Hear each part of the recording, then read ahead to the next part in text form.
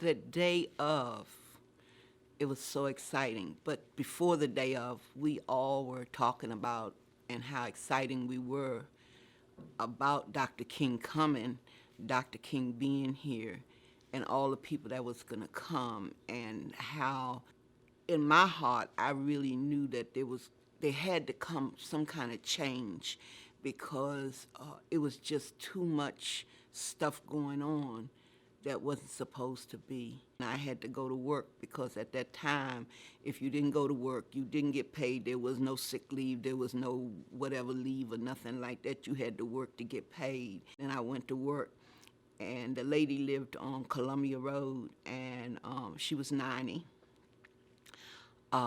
When she turned the TV on, and of course there wasn't nothing on but the march, and she just kept saying, well, why are all the Negresses gathering? What are they doing? You can't let them all get together, because they'll cause a riot. She was talking, first of all, like I wasn't there and like I wasn't black, but I found out right after she said that, she said, well, with my parents, we had the plantation. My parents treated all the Negresses really well. They loved my parents. I was like, okay, Cecelia, go home.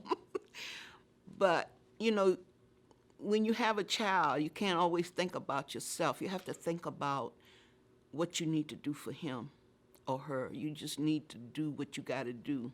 I actually opted to stay that day, and I explained to her the reason why we were there and what we needed. And of course she kept saying we didn't need anything, because her parents treated the Negresses really good.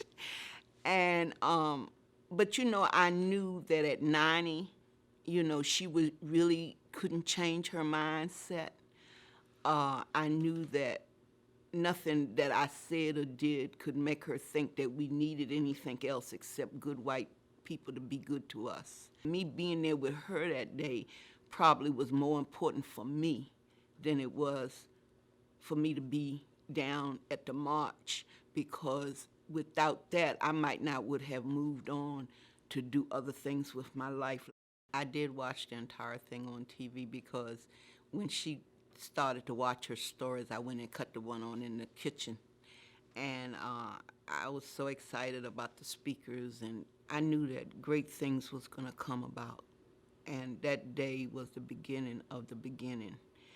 And just the fact that when you come from a little small town, you know there's other black people out in the world, but to see that many black people gathered together, not that it wasn't other races and nationalities out there, but to see us gathered together, singing and praying and having preachers and speeches. You know, there's not going to be a day again where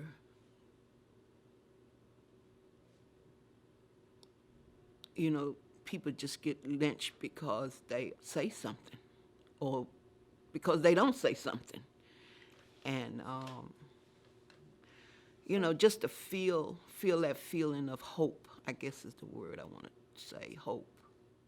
It's slow. It's so many things that have changed in these last 50 years, and so many things that's still the same. And if you follow people, they can lead you to hell, but if you lead, you'll know where you're going. And I think that if we do that, Martin Luther King's legacy, his values will not die, will not have died with him.